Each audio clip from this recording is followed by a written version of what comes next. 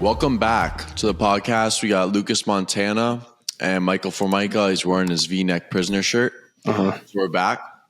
I wanted to start off right off the bat because get right into it. So Lucas and I were doing these sprints and push-ups the other day. We were working out really, really hard. Woke up pretty early. We were doing it for like about an hour and a half. This lady says to us, she goes, "What are you guys training for? Why are you doing these crazy workouts? What's your end goal?" And then I kind of like looked at Lucas like, why the heck am I doing this? I mean, my reasoning is because I'm going to New York and I want to have a good body. I want to stay in shape. And Lucas goes to me, he goes, "This is a good podcast topic. I mean, do you think you really need a reason for everything? Do you need to have a purpose for every single thing you do in life?" Like, Lucas, why were you doing that, the working out? Why do you come and join me with it? I mean, I come and join because I want to lose a couple pounds off. I got to shred out a couple weight. I bulked up this past summer. I gained a good amount of weight. Not noticeable. Okay, pretty noticeable. I'm not going to lie. Noticeable weight in the midsection area. And I just want to, lose it off. Yeah, I just want to lose weight, to be honest. I mean, I feel like the working out and the physical activity we do, like how you guys go to the gym every single day. I'm not a big gym fan, but I do outside activities. I think it's a lot more on your mind than it is physically. I feel like, the pros are you lose weight, you are in a better mood, but the pros are also you're training your mind that you have to do the things you don't want to do to grow in life, even if you don't have a purpose for doing it. Like, Michael, have you ever done an activity or went to the gym and you kind of ask yourself, why am I really doing this? Like, what's your purpose? That was my run challenge. It's kind of like why I was doing it, but honestly, I was just doing it to challenge myself and to put myself out there more and just figure out what the hardest thing I've ever done was. But to answer your question about should all of our actions be purposeful, I think they should be, because you should live your life with purpose and you shouldn't do something randomly or leave it by chance. So I think that's what you should do. So you think every single thing should have a purpose in your life? I'd say most things, because I like to be in control of most things in my life and take accountability for them. Lucas, do you agree with that? You think you have to have a purpose for everything? I think Mike's right. I don't think you need a purpose for everything you're doing. I mean, I think, how do I explain it? I think what your main goals, should be like, oh, wait, hold up. All right, I'll do it like this. Mike, like, what's your purpose in life? To make a difference in the world. Okay, your purpose in life people is to do that, right? How are you going to get there? That's what I'm figuring out. Try to take one step at a time at it. That's what I'm saying. So you're in the process of figuring out how to get to that purpose of like the life that you want to do. Mm-hmm. I feel like during those steps, you have some unnecessary stuff that may not like be what you want to do, right? But you're still going to have to do it. Yeah, I agree with you. I don't know if that made any sense, but if it did, yeah. No, it does make sense. It's like what we said. Like, the only way to grow is doing the things you don't want to do. But that's a very broad question. Like, Lucas, what do you think your purpose of life is? Or what do you want it to be? I feel like that's a better question. I would say my purpose in life is to have a family and to be able to financially, be independent and support that family. Mm-hmm. So what are you doing day by day to get to that purpose? So I got a girlfriend. No, I'm joking. We're trying to get there. We're trying every night to get. Well, the thing is, before I'm able to have a family, I want to get myself right, financially, and then, eventually down the line be able to get someone else right financially, and then grow that into like bigger streams of income where I can get like more people financially, and then also get my parents too. Do you think people are, I get we both said it's good to have a purpose for everything or almost everything, like you said, Lucas. Do you think people are afraid to be aimless? Like people are afraid to just do things just because? I mean, is that even possible to do something just because? I think it's okay. Mhm. I think a lot of us, if you ask a lot of people, I mean, you can say what they want to do in life is that's their dream / purpose, but in reality, you're gonna have to find a way to get there, and getting there is not the easy part. Because, Michael, did you always know you wanted to be a finance major? No, Exactly. I wanted to go into medicine in the beginning, but I mean, your path's going to change the more you know and the wiser you get. Exactly. I say no path is ever straight. So going off this topic on how Michael, like all of a sudden you're at FAU doing finance, and like when would you ever think you'd be at FAU? And you went from UCF to FSU, now you're at FAU. Like, isn't that crazy? Where I'm going with this is because last night Ben Chase Motivation. I don't know if you guys know him. You check him out. My podcast episode with him. I saw him at one of the Delta Sigma Pi fraternity get-togethers last night. And he saw me. He goes, "Tanner's here?" And we spoke for a little bit. And he saw that if I was there, then he knew that you guys were a good group of people. He knew that you guys are people that he would want to be around. So we talked, and he was like, "It's so crazy how my life works because I had an altercation at UF. Like something happened, and it brought him back home, getting a job in Boca."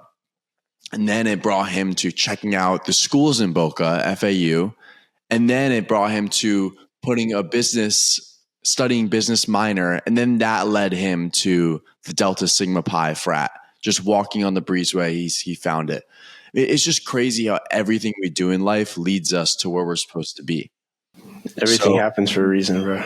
That's what I like to think. Even if you do things aimlessly, like we talked about before, I think that God or the world is putting that aimless target in your mind, and you're just doing things without even thinking about it, but it just leads you to certain places. It's freaky like that.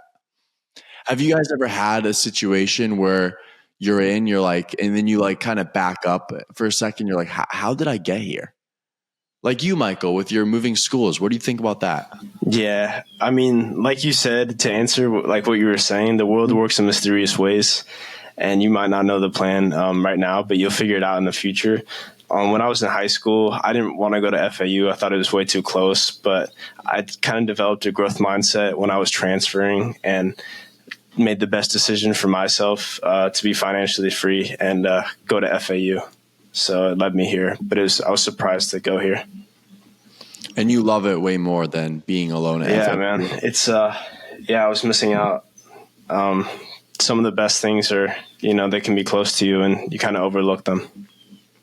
Like for me, Lucas, you want to touch on this before I switch on me? All right. So for me, I would say like I'm moving to New York in 2 weeks to model. Like when would I ever think about this? I mean, this has never been in my mind because I feel like one thing, let's say I set a goal, I set a purpose for me to do something. It leads to another goal. It leads to another purpose. Like I started out going to Thailand, losing the weight. That was my main goal, losing weight. And then from there, I said, okay, I kind of got skills now. Now let me try doing a fight. I did a fight, and then I kept dieting. I was training hard, and then I saw myself. I was like, damn, I'm getting good looking. Yeah, I lost the weight. I'm slowly coming together. And then through that, I wanted to get into modeling. And it's just crazy how everything just leads me to where I am now. I mean, what's Lucas, like you're taking on a new job at the bank. Where do you think that job is going to lead you? And how do you even get to that point where you just thought about getting that job? I mean, I don't know where it's going to lead me. Hopefully it's going to open, new opportunities to places I wouldn't be able to reach at my old job. I mean, it's just the reason I like went for it. It's because I feel like it just looks good on the resume to have once I start like applying to like real financial places. You know, just having that like, oh, you know, it kind of has somewhat type of knowledge and like working with financial stuff, because even though we go to college, we really don't have any experience in the real world, and it's just getting a degree.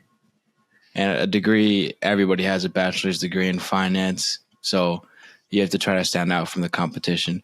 And I know probably getting the job is one way, but there's also other stuff that I want to also do, like LinkedIn learning, like just get skills that would help me get, you know, a better chance of getting an interview with a financial company. It's just, you know, getting the best odds out there against everyone else, because everyone else is competing for the same thing. So you have to find something that makes you different and find a way to stand out from the competition.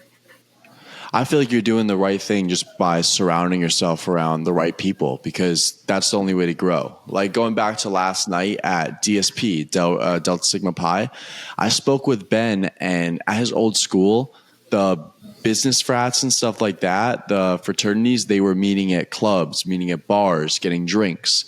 I have so much respect for Cam and your Lucas, you as well, your fraternity, because you guys met at Fresh Kitchen. Everybody was talking. People wore suits. I mean, that just shows that you're around the right people, and everybody there will be winners in life.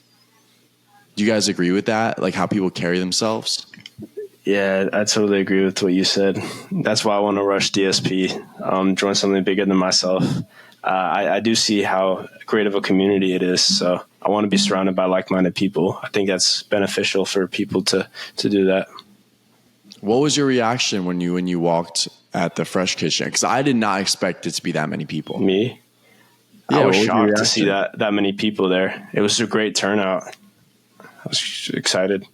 I mean, I even showed up late, and, you know, it looked good to me. There was still a lot of people there. Yeah, it's just, you know, I mean, we've done a really good job with recruitment this year. We've been able to pack a lot of numbers. Just really marketing is the way we're getting ourselves out there. So it's good. You know, if you want to join something with like-minded people and have a community around you to support you, and people in classes that you could, you know, be with instead of being alone in a classroom, not knowing anyone.